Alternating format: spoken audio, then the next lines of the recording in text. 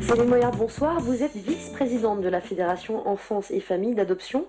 Vous êtes vous-même une enfant adoptée. Est-ce que vous pouvez nous raconter un petit peu cette histoire? Alors, je suis née à Bucarest, il y a quelques années maintenant. Mes parents m'ont connue, j'avais à peu près 3 mois. J'ai été adoptée, enfin, je suis arrivée en France, j'avais quasiment 3 ans. Euh, on en parle souvent, la notion d'appartenance, le fait aussi de peut-être à un moment de se dire qu'on a quand même été abandonné par ses parents biologiques. C'est quelque chose qui vous a travaillé, vous?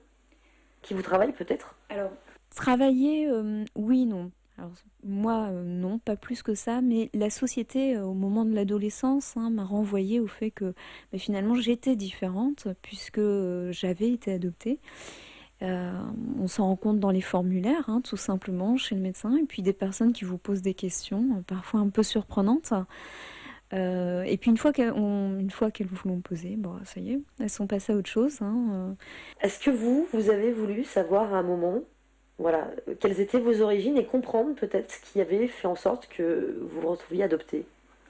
Alors les origines, non, pas forcément, plus l'histoire personnelle, c'est-à-dire le pourquoi du comment, qui pouvait être ma mère de naissance sur le papier, sans pour autant avoir un visage.